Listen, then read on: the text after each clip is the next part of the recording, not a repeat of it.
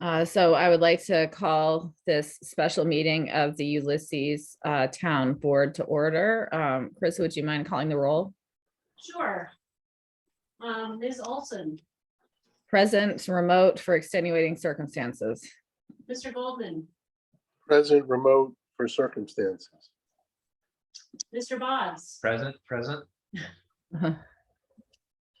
We have an agenda. The agenda was posted online. Is that we are looking, it says we're only looking at the A fund. But that's not actually accurate, right, Michelle? We're also looking at the other. Originally, the A fund was the one that had 3 town board members, but we Right. got 3 today. So, so can you, just so we can make sure the record's correct, could you specify specifically what funds we're looking into it additionally this morning? Sure. So adding to the agenda is the draft tentative budget review for water districts 1, 2, 3, and 4. Okay, so we, let's add that as number A under new business, and then discussion regarding the B fund in the tentative draft for 2023 will move down to B. Is there a motion to approve the agenda as amended? Motion to approve. Is there a second? Second. All those in favor? Aye. Okay, I am, at least online, I'm not seeing any members of the public. Is there anybody in person who wishes to comment? The privilege of the floor. there is no one else in person other than myself, clerk, and Deputy Supervisor and Budget Officer Michelle Wright and Mr. Boggs. Thank you. It's just us town chickens today. So we'll move past privilege of the floor onto new business, and we'll move on to the budgets, tentative budgets for, I'm sorry, tentative budgets for the 4 water districts. Michelle, do you want to take it off? Take it away? Sure do. So I'm doing a screen share here, and I'm gonna zoom in as much as possible. So just let me know if you need me to zoom out or whatever. There's been a couple different ways that we've done these line by line reviews. So I'm just curious about if anybody has a preference of how we do these. Water districts 1, 2, and 4, there's virtually no change in the budget. They're pretty straightforward funds. So I'm not sure what the pleasure of the board is as far as how you want to review these. The original intention was that we would do these line by line reviews, but as we've, this is our 3rd session, and it seems like that's not exactly what the board has been wanting to do, so. Well, we kind of have been doing line by line, haven't we? A little bit, yeah, it's been a bit of a mixed bag. Why don't we do, I only need to Do it highlight, for- like, if something big has changed or you're adding or subtracting, a line or something maybe. Okay, But, I've seen them enough years where it's not foreign to me anymore. Yeah, I'm good with the way you were going. okay, all right. Well, these, like I said, Water District 1, no significant changes.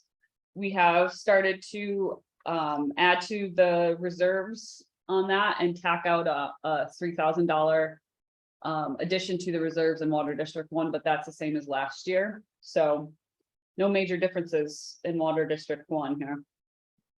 So I'll scoot along to 2, which is the same story. It's even more simple. No major changes, nothing to note on that. And we're going out of order to Water District 4. Once again, no major changes. These are the 3 simple water districts, and we can leave time today to dive into Water District 3. So I don't think I even have any anecdotal information about any of these water districts at this point. Just that we're doing it the same as we always have, so. although for some of these water districts, it might be the last year that's in fact the case. Right, correct. Because we're going to dive into Water District 1 in particular. in the coming year to see how it was set up, and it based on the age of that system, they do not have sufficient reserves should it fail. And seeing as how parts of it are up to 70 years old, that's a high probability. So we will be tackling that as a town in 2023, but we're not, I discussed it specifically with the attorney because the town board has not taken any action to do that because there are no, the town board has not taken action to do any survey work, anything else. The board would have to actually pass a resolution to undertake those types of activities. The water district would not bear any costs prior to the board taking action. So it's not appropriate at this juncture to start charging them for things we haven't actually even begun to plan to do. But the planning is going to happen in 2023.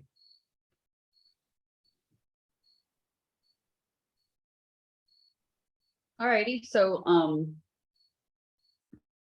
any questions or thoughts about these 3 water districts? No, Alrighty, so, okay to move on to Water District 3? Yep. Okay. So I'm gonna try to zoom in again and let me know. So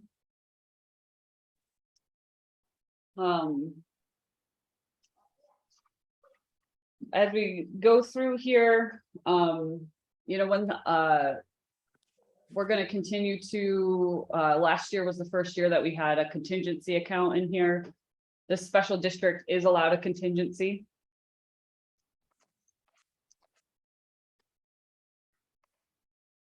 And so up to a 10% max. This year, we're going to be using all of the contingency in Water District 3. So I think it's wise for us to maintain that at a similar level.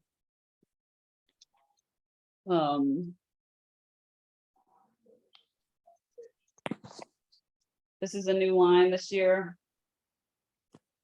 Caitlin, do you want to discuss this one? Do you want to sort of lay out the story with this one?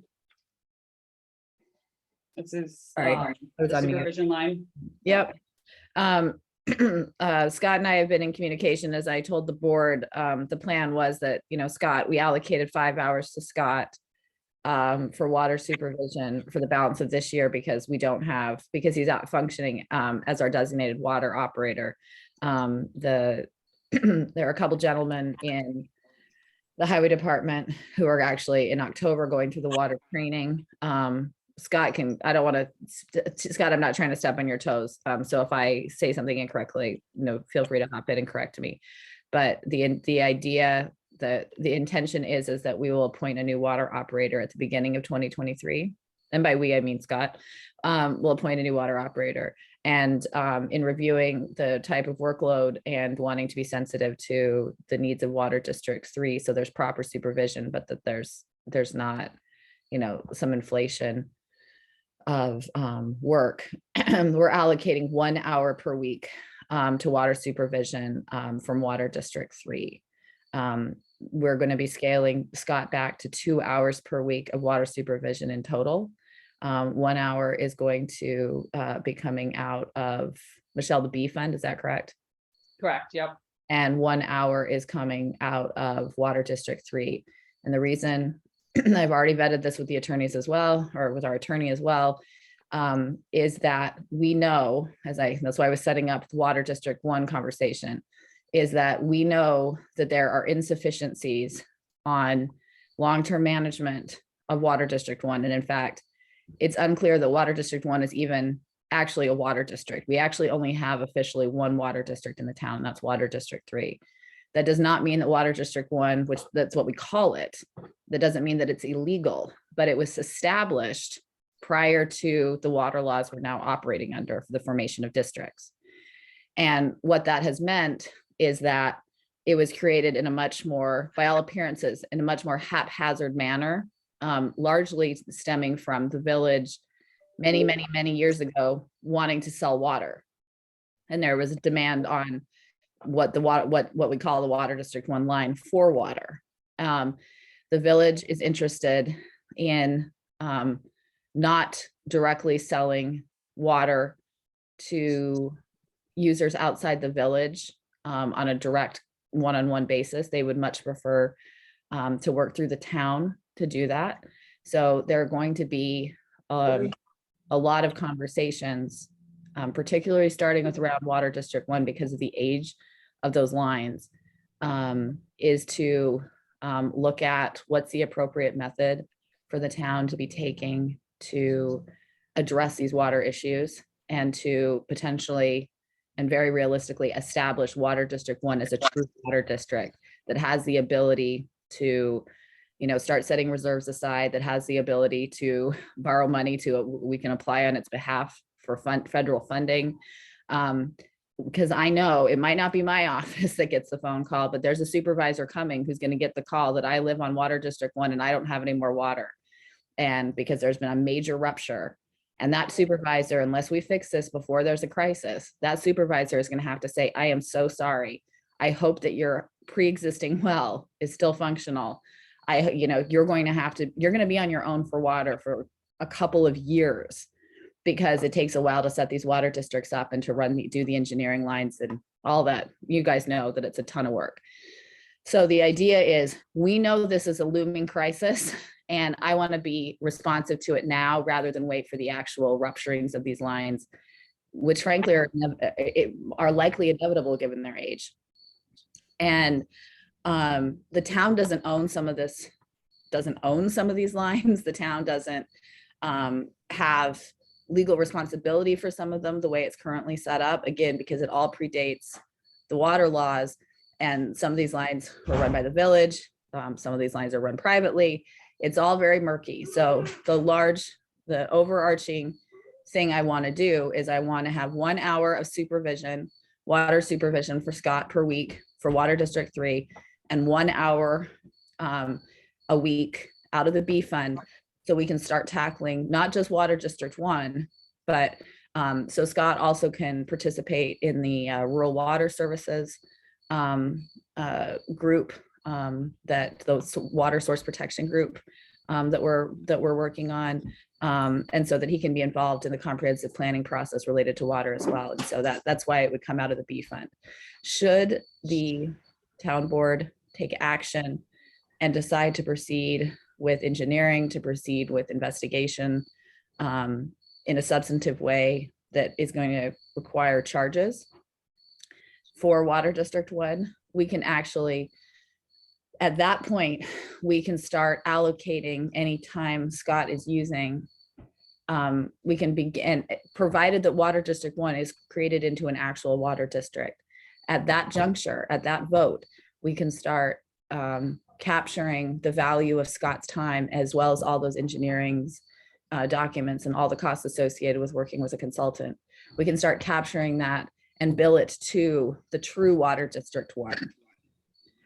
Right now, we don't have a Water District 1 we can realistically bill it to.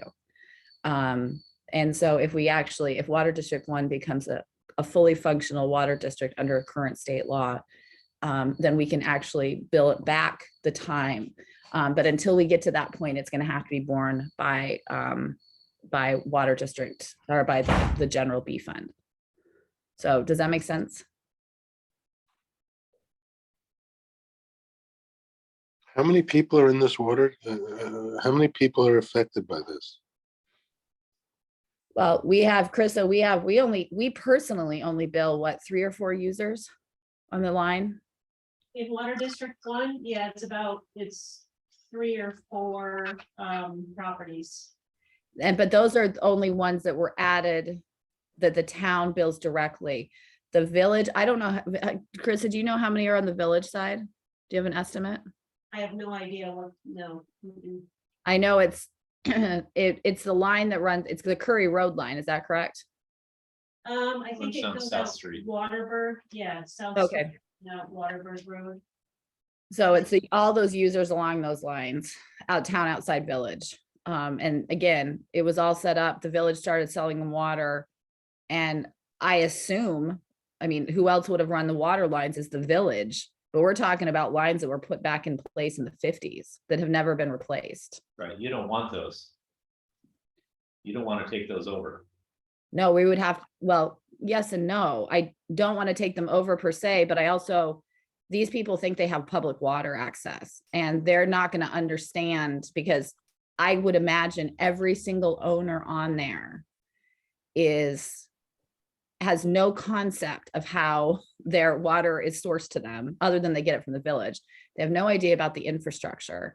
And if they're in town outside the village, I think the town has a responsibility to explore whether or not this is an appropriate place to form a water district. It doesn't mean that the town taxpayers are going to bear the responsibility, but I would at least like to give these property owners the option to form a true water district, so that when these lines, which are insufficient, as you point out, Michael, are insufficient, will have to be replaced, right? That they have the capacity, we have the capacity to plan for that.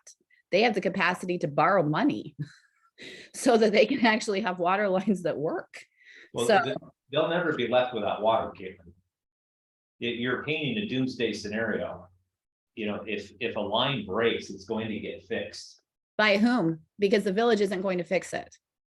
Well, if you have a reporter show up and you have it in the newspapers and you see a rock fight between the town of Ulysses and Trumansburg, it's gonna get fixed pretty quickly. I've already been told by the village, they have no, and in fact, there was actually a rupture on this line last fall. Right, last yeah, summer? and it got fixed. It did not get fixed by the village. They would not touch it. Yeah, well, they dug it for us. Scott can chime in. They dug it for us and we got it fixed. Chris was out there. Yeah, the village did, they did go out there. Chris was there, yes, but the village did do it. This was on a private property. We were digging on private property. It The was, village fixed it. No, the village did not fix this on the one I'm referring to, the village did not fix. Well, who Uh, fixed? the one that I'm referring to is the one on, I think it's Danny Smith's field That out there. Is that the one? I'm talking about one on the corner of Waterberg. Oh, I don't know about that one. Exactly. It was on private property. Okay, well then it got fixed is my point. Nobody's gonna let this thing not be fixed. So I don't disagree that something has to, we should look at it. There's no benefit to us to take this over. Is the first thing we need to understand. This is the villages. And the village is playing hardball with us, but the reason they want to get out from underneath it, that everybody needs to understand. Is that if somebody decides not to pay. If they understand that, then there's no mechanism by which to back charge them and put it on their tax bill. That's what's at issue here. No, actually, it's not, because for these users, these users have no right to water, so the village can simply turn it off at the source. They can turn their water off if they choose not to pay. This is a different situation. That gets to a public service commission and unless somebody doesn't pay, and it takes a very long time. NYSEG can't just turn power off to people. There's a whole process that we have to go through before that happens. So the village isn't gonna go through and just turn people's water off. Okay, you don't have a right to water if you are not a village resident, however, and I've had these conversations with our attorney. So I don't know when and maybe perhaps this isn't the conversation to have it, but I'm deeply concerned when you say it's not in our best interest. We're talking about town residents Right. who it is in our best interest collectively that for properties that have had water access for 70 years, continue to have clean water access, particularly knowing the direction from a climate change standpoint that we're going. We are dealing with more and more toxins in the water. We're dealing with more and more places in the town that are complaining about the quality of their water. And I think it's actually in our collective best interest to look at this before a water system that is 70 years old fails, because when that resident is going to, first off, those systems are connected to properties that we are billing directly, right? The Cars property and the other couple of properties out there. So there's an it's all interconnected. I think it would be grossly negligent on the town's part to be aware that there may be a looming crisis. A water system will eventually fail. It may not fail in the next 10 years. It may not fail in the next 20 years. I think that would be great. But if it does, I want to have a water district in place so these property owners can start saving money, and that frankly, the town doesn't do to Water District 1 what it screwed up with decades ago in Water District 3. So, because poor Water District 3 has a system that's way too big for it, and they've been suffering as a result. So, again, we're talking about 1 hour of Scott's time over the next year. We're not talking big money out of the B fund. To start looking into this, and the discovery might be everything is hunky dory and we can all high five each other and move on.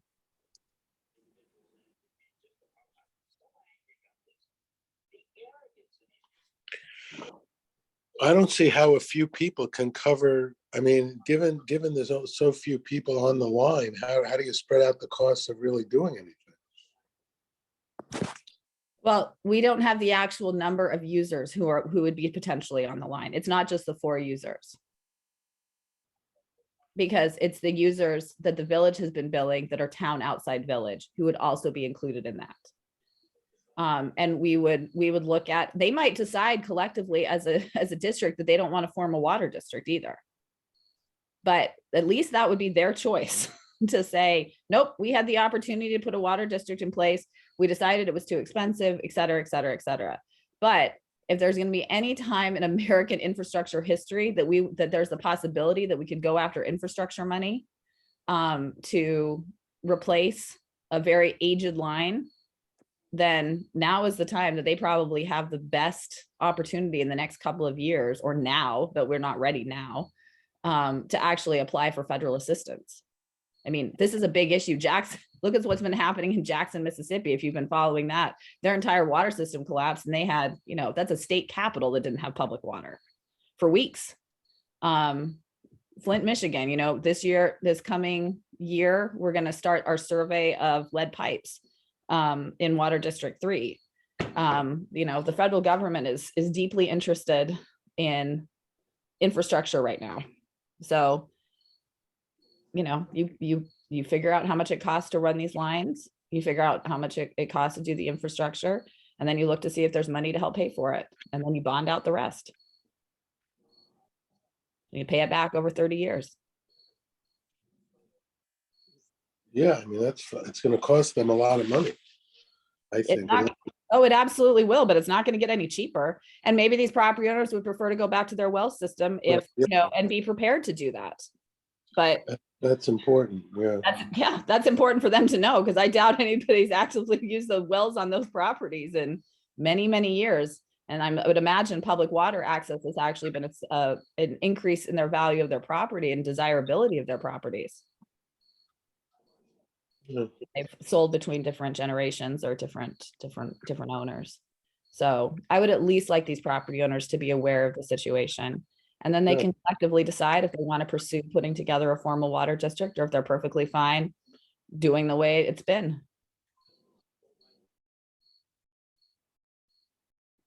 It's never going to be cheaper. Yeah, I got it. Okay, so go for it. Thanks, Rich. Michelle, was there anything, Scott, was there anything I missed in that? No, I don't think so. Except for just appreciation that this is being looked at, knowing that it's been a problem. It's been something that we've had on the back burner for years now and really been wanting to tackle it. So I'm glad that it's being discussed at this point.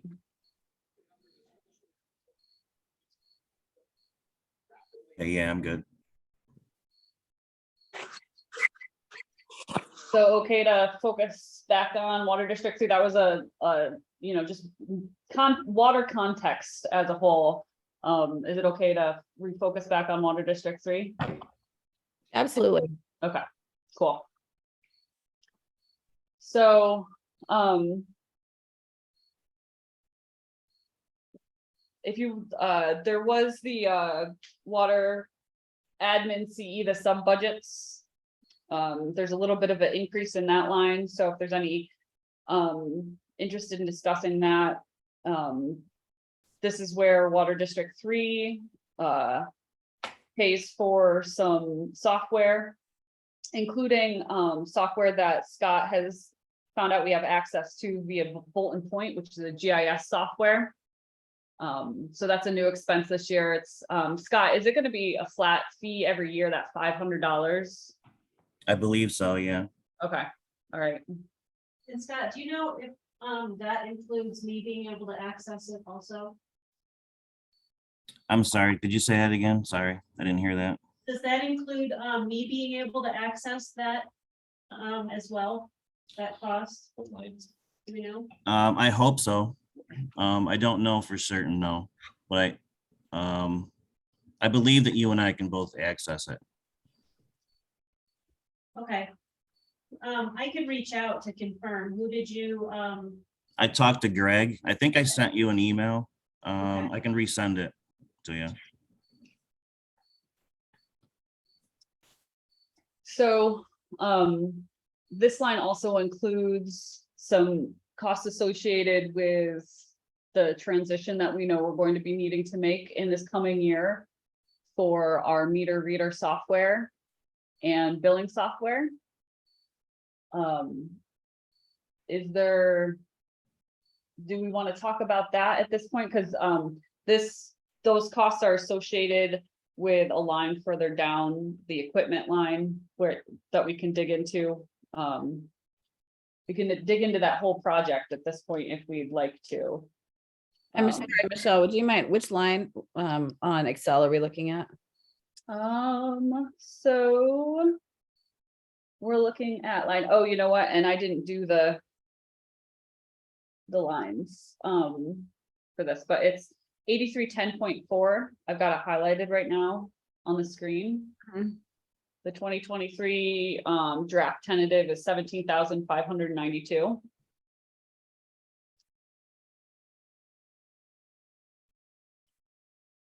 And the what I was referring to, so there's a project for 2023 that's going to be a major work project for Water District 3. And components of those projects exist within this line, this 8310.4, and then further down here, this 8340.2 and 0.2R. So, Chris and Scott, can we dive into that project? Because there's a variety of components to it that I think probably pulling this out of the line by line review and discussing that to try to point out how it affects the budget would be a good plan. And I think it probably most easily in one screen, I can sort of hide some, I think that this would be easy to look at here. So I'll highlight I'll highlight on the screen in an orange color the costs associated with this project that we're talking about. Do you want to Yeah, give a shot, Chris? sure. So basically, there are several components of our water system that work together, and some of them are becoming outdated and obsolete, starting to not work as well, lack of support. The companies are not making them anymore, and they're kind of all pieces of a puzzle. So if you change one, you have to kind of change all the other ones as well. For instance, the water meter reader is they no longer make them. You can't get a new one. You have to send it away for a few weeks to get it fixed if there's an issue. Our backup plan is to borrow one from Michael or from the company. But this is we need to have it more a better setup plan than that. So the issue with that is that when we get a new one of those, then we need to have new billing system and new software and the meters. We've been in the process of updating the meters for a few years, and once we get the new handheld, it's not gonna, or the new billing system, it's not gonna communicate with the older meters. So it's just all these little, it's like, once you start doing one, you've got to kind of do them all, so. That's what we're gonna do next year. So one thing that took me a while to understand as I was learning about this project is that there's actually two softwares that you need to effectively read the meters and then bill the customers. You need a software for the meter readers themselves, and that meter reading software talks to the billing software that Carissa uses to send the water bills out. Correct. So, we're talking about, this is a big project for Water District 3.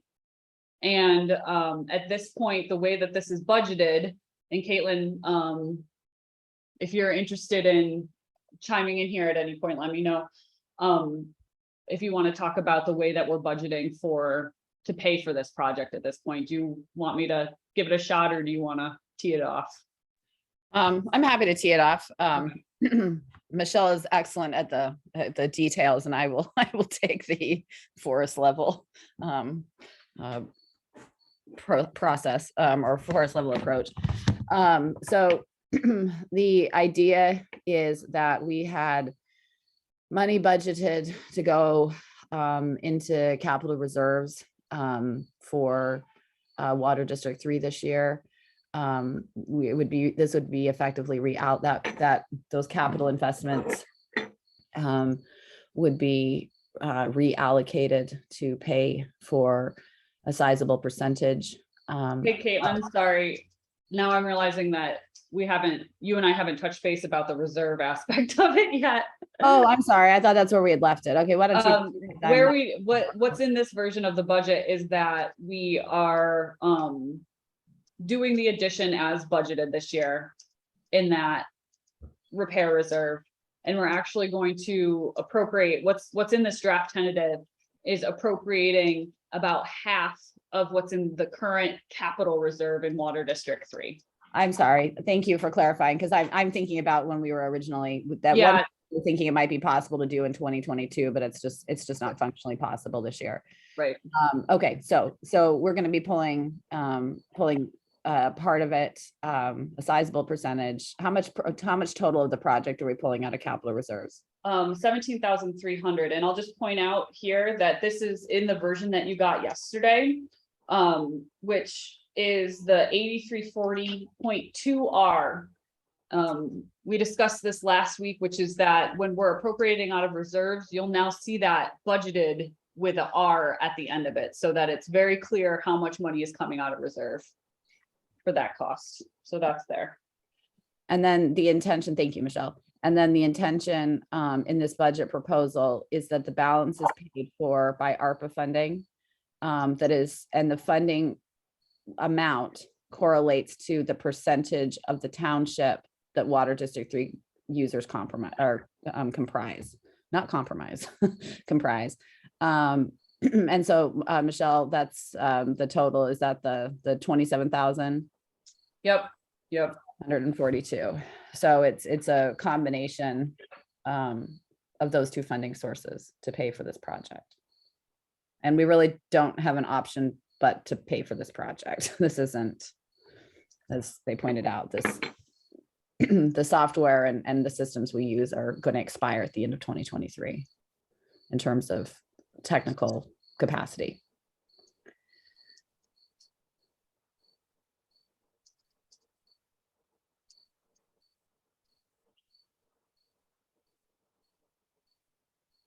So any questions about this very large project item that we have in Water District 3?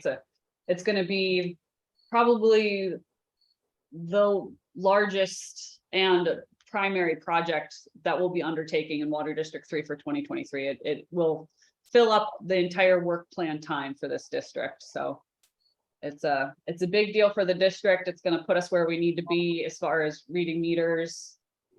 And it's been a long time coming. We're at the point where we can't wait any longer on it. And it'll be more accurate for assessing water loss, et cetera. Where are the meter things in it? Right here. That 36. Where? In the sub budget. Yep. In the E340.2.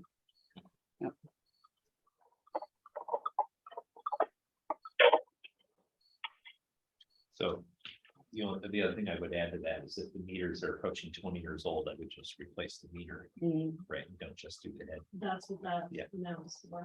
Yeah, we're not doing any heads, Yeah. all the full Well, amount. newer, you can do. Yeah, I think that they've taken a look at that and it looks like that it all needs to be real right now. Well, if they're within 5 or 10 years, you probably don't. There might be meter heads on inventory that could be used. That would be my only suggestion.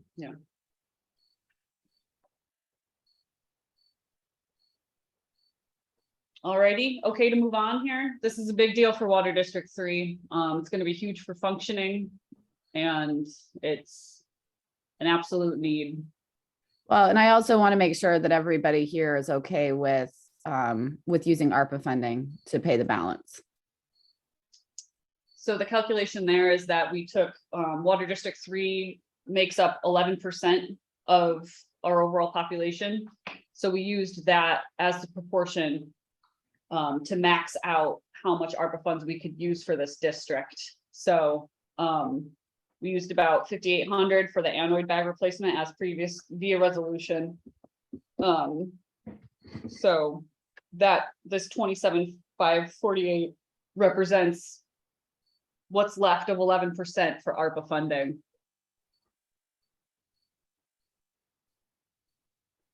Rich, are you okay with that? Yeah, Okay. Michael, are you okay with Yeah. that? I would use all the ARPA funding for it. You have to talk to Roxanne because she's the one that doesn't want to use ARPA funding for District 3. Well, and that's kind of why we created this formula of looking at funding allocations and also the original intent. Michael, I agree with you. I would like to use ARPA funding to pay for Yeah, it. I mean, we just need to get this done. We've been talking about it since I've been on the board. So I- I'm yeah. fully behind it, but, and to me, this is not that much money. And we haven't spent ARPA funding on anything else yet. So I would just like to get it done. If you could use, this is not gonna pillage the ARPA funding. So Well, and that's why I would use full ARPA funding for it myself. Well, and that's why we're, and Yeah, I realize why you prorated it. Right. but- right, and so I'm trying to split the difference between. Yeah, I get it. Yeah, Yes, so- I'm for it. So is the short Okay. answer. Okay, great, because I just would appreciate both of you also verbalizing that you were for it in this, I mean, that's why we're doing these line by lines. And so, because if it's gonna come to, further discussion, which I would anticipate when the rest of our board members are present, it'd be helpful if you would articulate that you were supportive in a line by line. Simply because, or for whatever reason, you were supportive. So I appreciate it. I think it balances, I think it's reasonable and appropriate. But then it's my tentative budget with Michelle. So So one other question on 8310.4, you've got clerk's time and deputy clerk's time. Is that project time or is that in addition to what you guys spend on it every year anyway? That's so when that's billing time and Water District 3 administration time. Well, because we do that anyway, right? Right. So is this additional No. or, okay, It's all always right, been. that's in the them. line item that's Mhm. always here. And Okay. Carissa, remind us when you last did, wasn't it in 2019 that you actually tracked your hours for a year and refreshed that It number? was 20. All right, so it gets refreshed every. Yeah, no, I was just, because I'm looking at this sheet. Yeah. Yeah. That's all. Yeah. no, good question.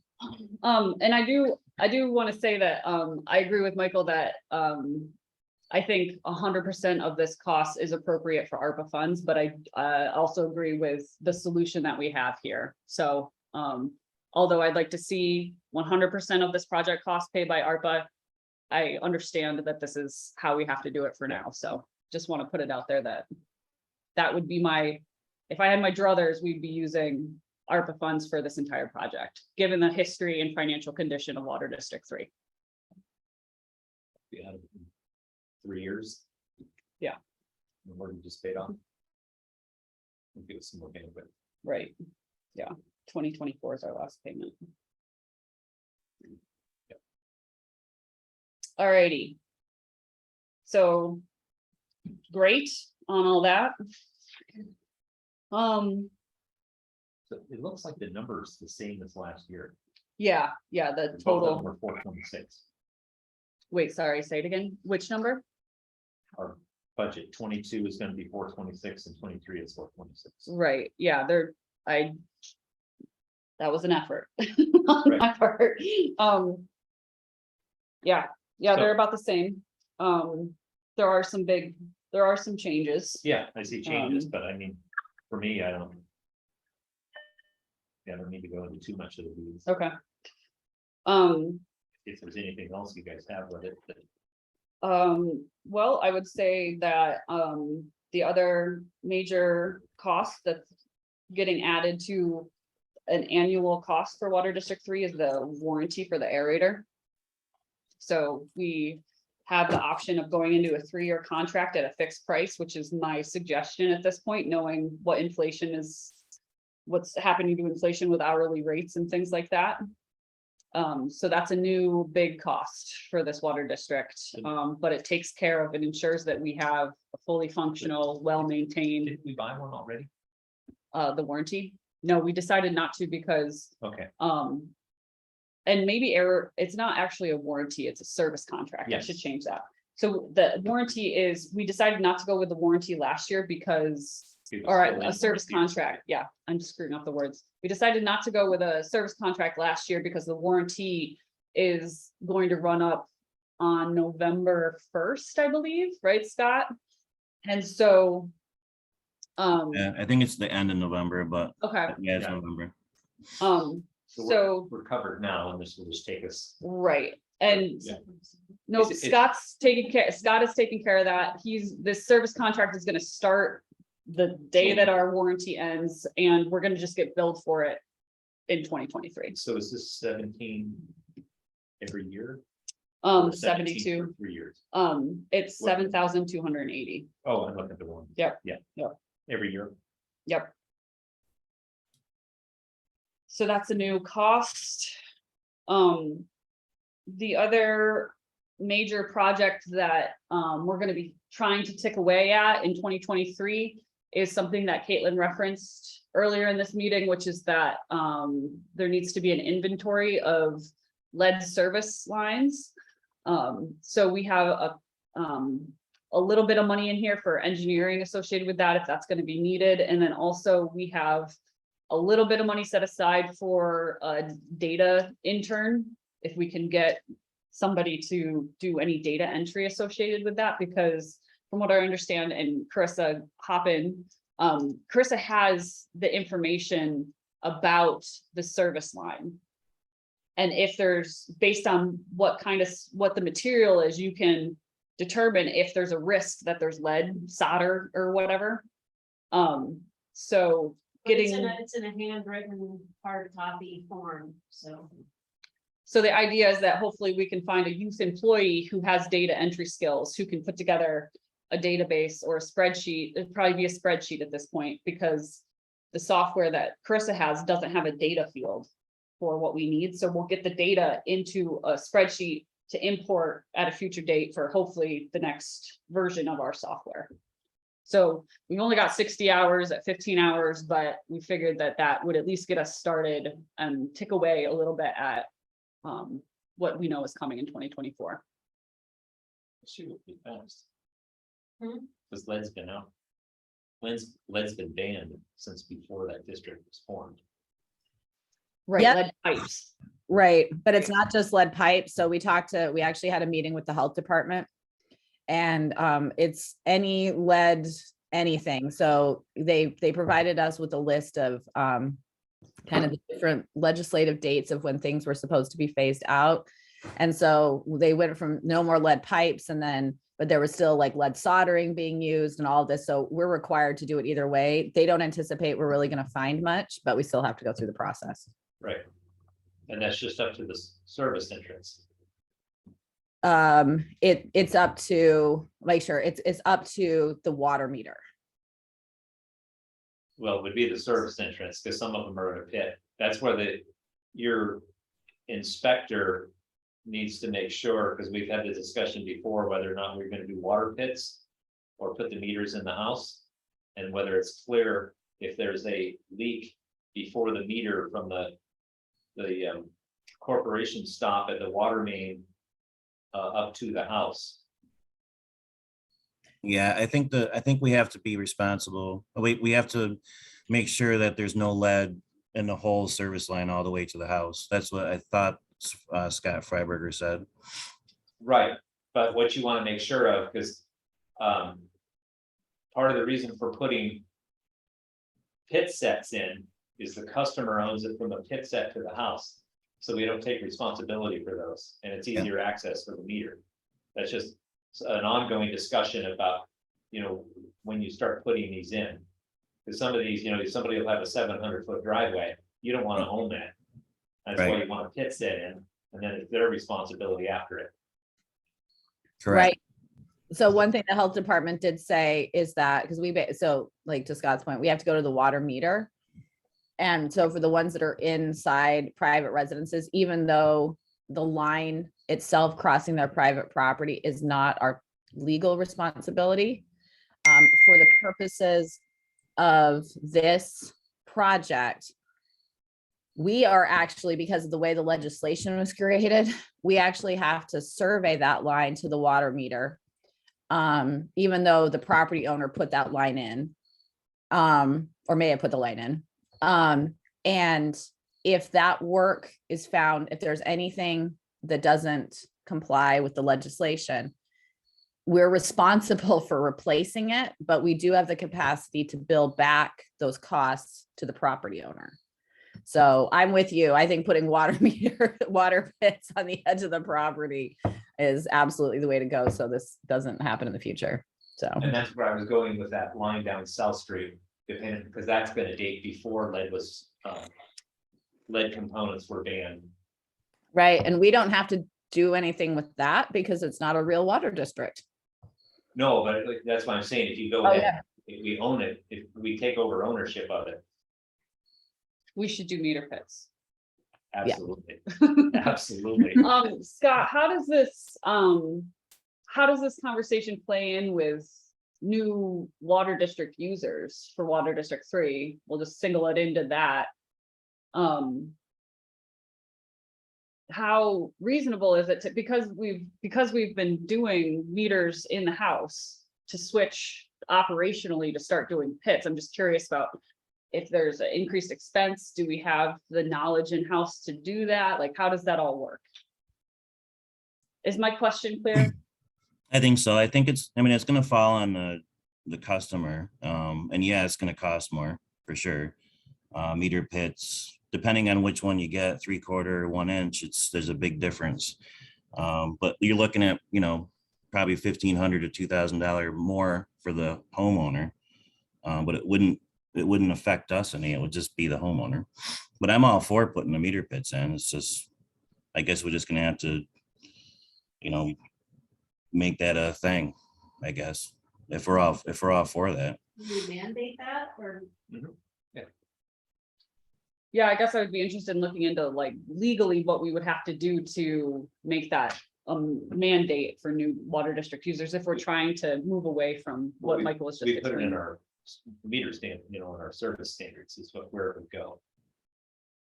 Okay. And they're fairly. Yeah, I'm good. I'm all for that. That'd be great. Yeah. Yeah, I'm Me- just curious about pressing go on that. What we have to do to make it happen. I think when they apply for the permit, you just have to put it on there. What'd you say, Scott? When the customer applies for the permit, I think that you can just put it on there. Okay, so it's just Chris is looking now, so I'm just But- looking at our water law to see Yeah. if it says that, and I don't know that we haven't been doing. Do you, Scott? Well, anything over a certain amount of feet, and I can't remember how many feet it was, 100 maybe, you're required to put a meter pit in. But we can change that. I think I read that somewhere. Yeah, so whose plate is this gonna go on to Yeah, like if we have to change the local law. And if it's simply a change of a document, but it seems like that's a little too simple. But maybe this is one of those cases where it is a simple, elegant solution opposed to needing to change a local law. Well, if everybody sends me the documents I need, I'll take it to the attorney, because if we need to change the law, then I'll run point on that. If it's, but I would like Nate to look at it to make sure that if it might be just a procedural change that doesn't require any board action. But I'd like to have that vetted before we do that. So if you send me everything that I need to have reviewed, then Will do. awesome, thanks. Cool. Alrighty, so, okay, to scoot down here, there's, based on some information that we've got in Boggs, I'm interested in what you think about this. We've decreased our testing line by quite a bit based on what feedback or information that we've got from the Department of Health about our testing schedule. So that's gone down quite a bit from previous years. Michael, I don't think you know this, but this is actually great news for Water District 3, which is just last week before. I'm sorry, my dates are a little muddled at this point. It's been kind of a hectic time. The health department has green lighted us for no longer having to submit quarterly reports to them because the aerator's been working so well. And there have been no issues since it was put in place. Yeah, you don't have to do the notice anymore of a. That you have to send out in the bills for the violation. Right, and we only need to test hydrant 60 once per quarter, and that's it. That's all we ever had to do anyway. We increased the testing so that we were trying to figure out what the system acted like. And so this gets into your like District 1 discussion about how you want to manage that one. But the tests were forced, and we had to actually cut the number of tests back. This test locations, but we did them monthly, and so we could see how the system's reacting. And then you've got that $6,000 line item in there, so it would help us figure out where a chlorinator on would go into our system. So we should talk about the what kind of testing we want to do and where. Because you're still going to have a chlorine residual problem out on actually and into the system. Because the chlorinator that does most of the work is at Wolf Lane, and then it starts to run out of residuals. And then since we are getting a little bit of water out of the tank, out of that line, you could cut back the chlorination at the tank. And if you got something up in the system past Van Dorn Road, it would be a much more effective chlorinator. And we just have to, and that's why that was $6,000. It was certainly not enough to put the chlorinator in. Just some research that we could do and some testing to figure out where we think we want to put it, and then time to discuss it to figure out what we think we would want to build is what that's for. So you're saying for next year, we should be doing additional chlorine testing? Yeah, it's location? probably not here, yes, that's what I'm suggesting. But we should have a small meeting and with the district map up there, and I can kind of circle some, put some ideas on the line there. Mhm. And Scott and I can get together so I can, do a brain dump on him where I was thinking it should go. So we should do some chlorine testing, and then maybe some THM testing out towards Van Dorn, because we have that customer, I'm not Van Dorn, sorry, Cold Springs. We have the customer at the end, and it's a big dead end line. So it's all kind of tied in, and that was my idea of tying into District 1 was coming from. So do we need to budget more for this? Chlorine, we can do the chlorine, but we might want to do a couple of, actually, if we do it quarterly.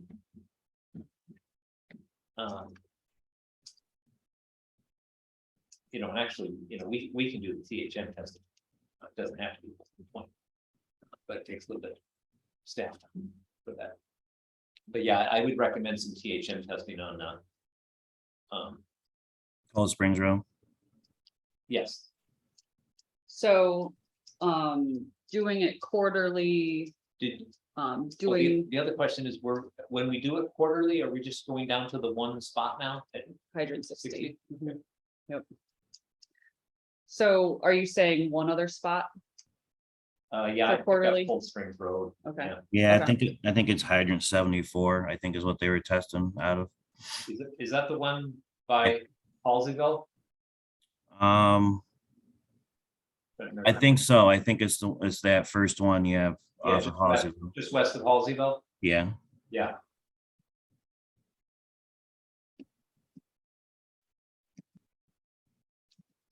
So just one other hydrant quarterly. Yeah, and that won't be very much.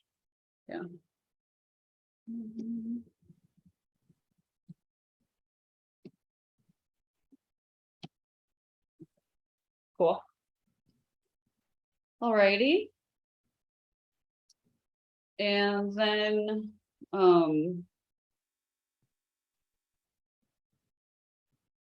this, originally in the 2022 budget, we had this transportation and, distribution engineering that was meant to be offset by user fees. Rather out of district users, we had this money, $5,000 in the budget that if we spent it, we would be billing out of district waters for engineering fees.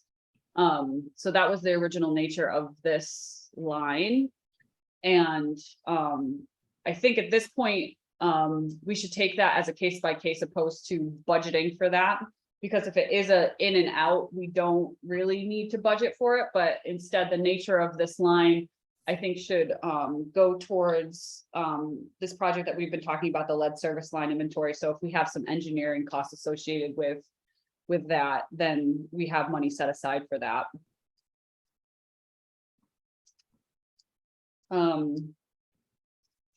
And then another, that the ballooning payment for the debt repayment increases 3,000 every year. Next year's our last year of payment, I do believe. And then we have one more year of this interfund loan debt repayment, which is that next line. At this point, we don't have any additions to reserves budgeted. In 2025, we will have large additions to the reserves, once that debt drops off to get us where we need to be. All of those reserves are underfunded at this point, but given the financial condition of the water district, I'm not suggesting that we add money to reserves, knowing that in 2025, we'll have the ability to start catching up to where those reserves need to be. So on the revenue side of things, if everyone's okay to move along. No major changes here. We've freshened up the way that we're doing the metered water sale calculation. And we can take a closer look at that because it does affect the per 1,000 gallon charge rate for Water District 3.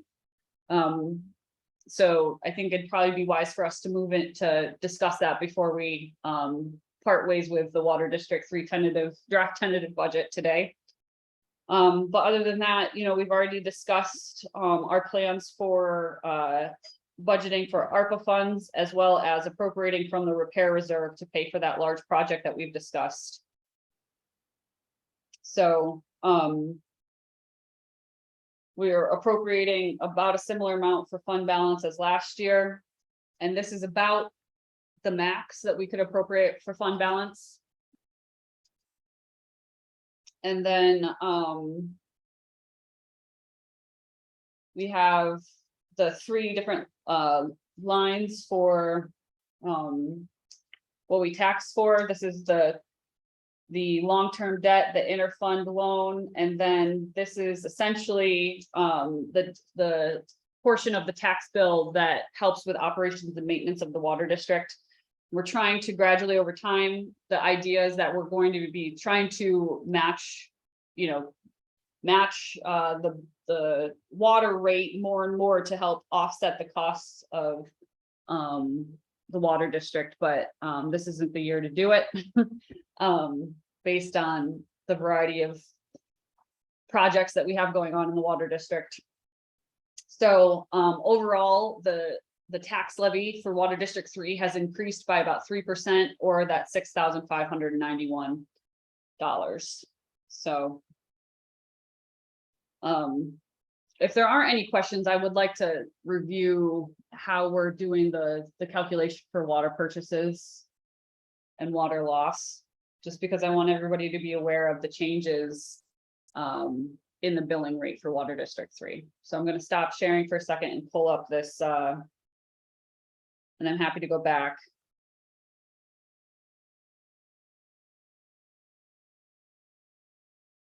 This was included in the worksheet from yesterday, and I don't think that this is going to be visible, very, very visible on the screen. So I apologize for that, but it is in the packet from yesterday. So,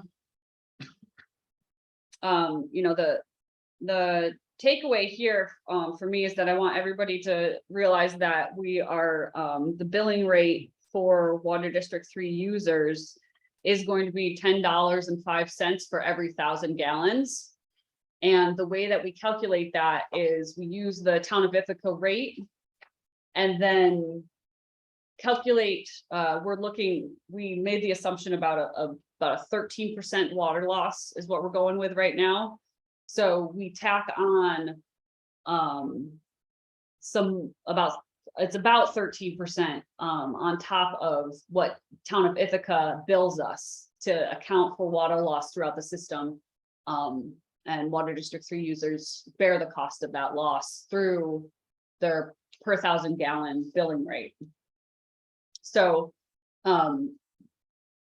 there's a flow chart that we created just to demonstrate that we're all on the same page about how this is done.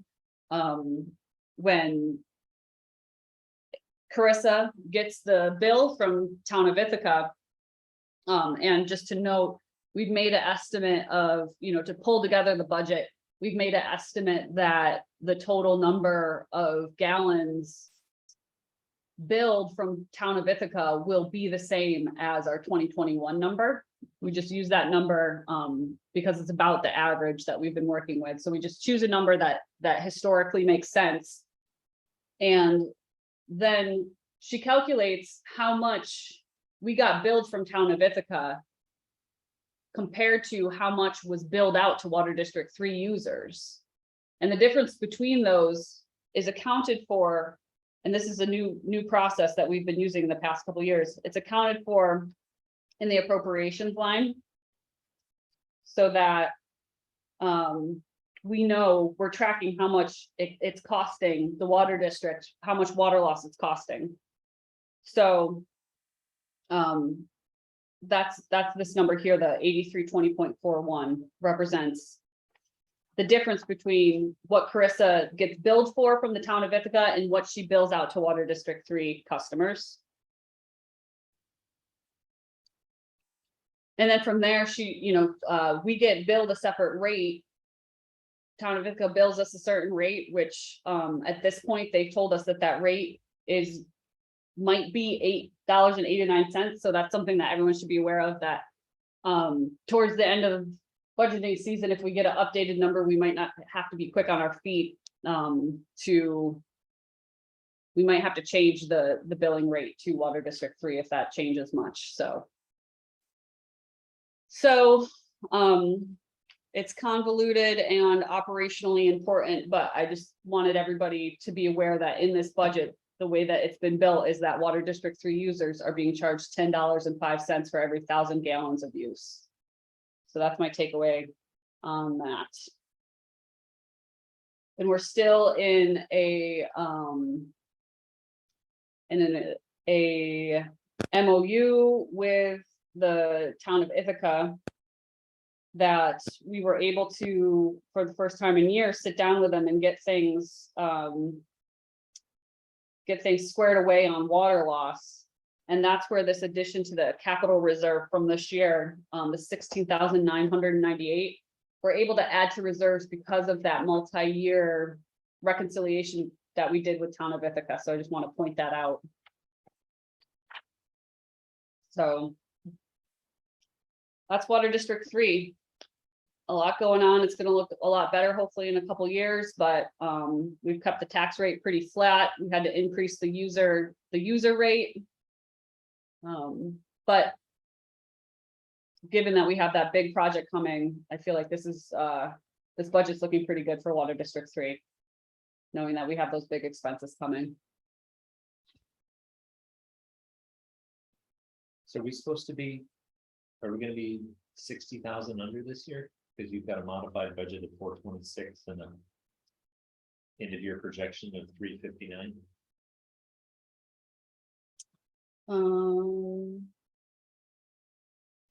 So.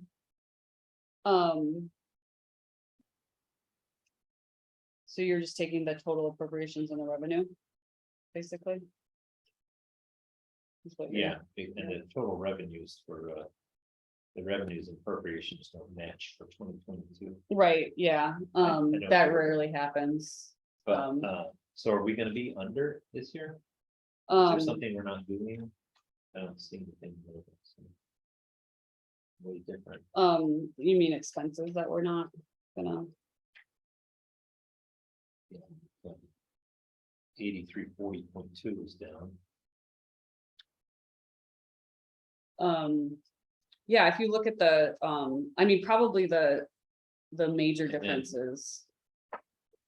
What is, Water purchases, because that's like an in and out, sometimes that can sway those appropriation numbers quite a bit, when really it doesn't have that much effect on the budget, because we bill it out.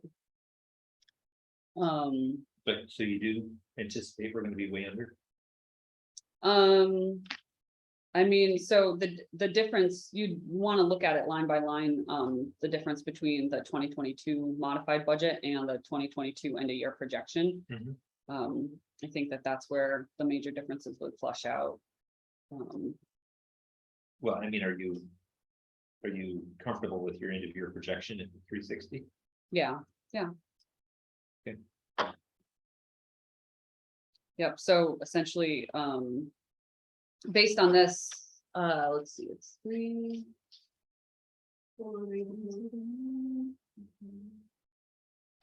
Total appropriations. Yeah, so, basically, we're not gonna be appropriating as much fund balance as we thought we were going to when we originally budgeted.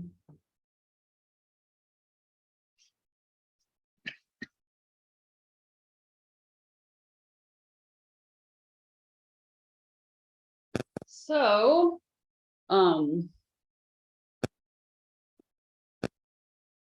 if we're okay with Water District 3, we have to wait until 11 to start our A fund conversation, because Roxanne will be coming. She's not downstairs right now. I don't think so, because, yeah, I don't think so. Is she gonna be here physically? Yeah, I think she's gonna be here for the. Okay. No, she's here that. She was going to be, but that didn't work out, so.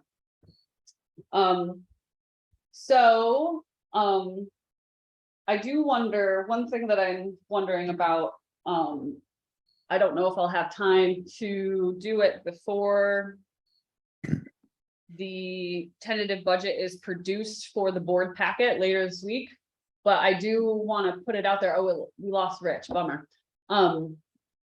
I do want to put it out there to board members to brainstorm about what's most useful, as far as the way to take a step back and look at the numbers from the budget, because I'm in the details. I've spent hours putting together what I would consider to be useful data analysis, but nobody, it ends up being different than what other people want to see. So I just want to put a request out that if anybody has any requests for how they want to look at the budget, that would be helpful to have, so that I can do that data analysis through the lens that is most useful, opposed to me trying to develop it in a vacuum and then have it not be useful. So, The way you're doing it for me is fine. okay, Just you've given us the highlights and what you see some changes being. Yeah. If you see one of the funds, going one way or the other, mhm, and we could spend more time on it. And what I was suggesting before, I think would meet those goals, which is basically to, by each individual fund, call out where there's, noticeable changes from previous years. Right. And I think that's really at that point what we should be looking at, because the whole point of doing these meetings was to not do those in regular meetings. Right, I don't mean, yeah, you guys shouldn't have to be dragged through the weeds. You've already been through the weeds. And you have your Exactly. backup, but you don't need to. Well, and I also think that those meetings can be then a lot more useful to the public to understand, like, okay, for this fund, these are the 3 major changes that are happening from the previous year's budget, and here's why, or, whatever it is, or these costs have gone up and here's why, or these costs went down and here's why. Right, and if somebody's interested in one particular one, we can go into those, but I. Exactly. That's Perfect. sufficient. Well, I found these, It was a witness protection program. I know, right? Well, I do it because because I have to be on video the whole time because of our law. I'm taking you for like trips to go get tea or Kleenex or something like that. I'm like, not everybody needs to in perpetuity be able to see the mess that currently is my house, because like nobody picks up after themselves when mom's sick.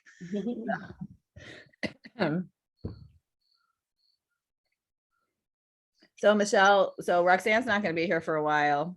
Correct. Do we want to adjourn this current meeting? Yep, I think so. Okay, well, I move to adjourn. Second, See you guys at 11. Alrighty. did you need to talk to her? before you- Do I need to talk to somebody? No, okay. Not me. Bye-bye.